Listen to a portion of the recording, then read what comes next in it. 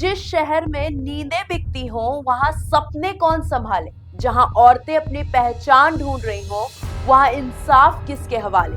आज हम बात कर रहे हैं सोनागाछी की, एशिया का सबसे बड़ा रेड लाइट एरिया, जहां हर दिन हजारों कहानियां जन्म लेती हैं और उतनी ही कहानियां दुनिया की नजरों से खो जाती हैं।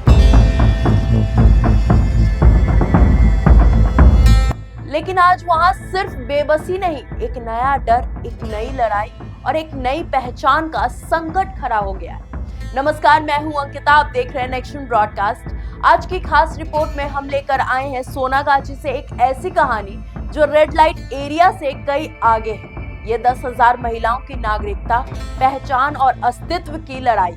सोनागाछी क्या है और कब से मौजूद है, आइए जानते हैं। सबसे पहले सोनागाछी क्या है और कब से मौजूद है, आइए जानते हैं। कोलकाता का ये इलाका 19वीं सदी के अंत से यानी लगभग 130 सालों से मौजूद है। बंगाल के हट बाजारों से शुरू हुआ ये इलाका धीरे धीरे देश का सबसे बड़ा सेक्स वर्कर्स हब बन गया। आज यहाँ 10,000 प्लस सेक्स वर्कर्स हैं, सैकड़ों छोटे कमरे, सालों से बिखरी जिंदगियां और हजारों अनकही मजबूरियां छिपी हुई। यानी सोनागाछी सिर्फ एक जगह नहीं, ये समाज, गरीबी, मजबूरी और तिरस्कार का सबसे बड़ा आईना है। लेकिन अब डर क्यों है? पश्चिम बंगाल के इलेक्शन कमीशन ने शुरू किया है SIR, स्पेशल इंटेंसिव रिव्यू। इसके तहत हर नागरिक को देना होगा 2002 के इलेक्टोरल रोल से परिवार की जानकारी, पहचान साबित करने वाले पुराने दस्तावेज।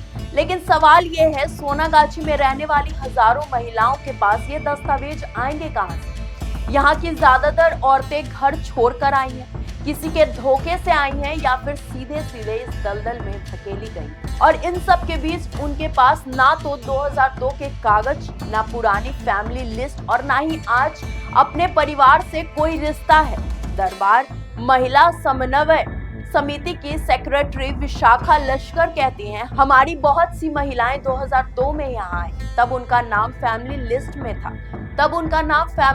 में था ही नहीं। अब वो अपने माँ बाप को कैसे ढूंढे? और सच ये भी है कि बहुत सी महिलाएं डरती हैं वापस संपर्क करने से। परिवार की बदनामी हो सकती है, समाज की नफरत बढ़ेगी और रिश्तों का दर्द फिर से याद आता है। और एक सच्चाई ये भी है, लव मैरिज करने वाली लड़कियों की कहानी। असलियत ये भी है कि सोनागाछी में सिर्फ मजबूरियों में धकेली गई महिलाएं नहीं रहती।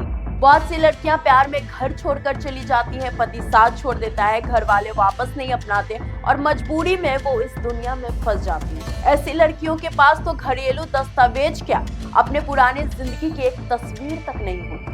अब SIR कहता है 2002 की फैमिली हिस्ट्री लाओ, तो सवाल लाजमी है, कहां से लाएंगे, किससे मांगेंगे, किसे दिखाएंगे? अब सबसे बड़ा सवाल ये भी है कि क्या सोनागाछी बंद हो सकता है? अगर हजारों महिलाओं के नाम SIR की वजह से वोटर लिस्ट से हटाए जाते हैं तो आगे चलकर कानूनी अधिकार खत्म, पहचान खत्म और जगह से बेदखल होने का खतरा बढ़ सकता है।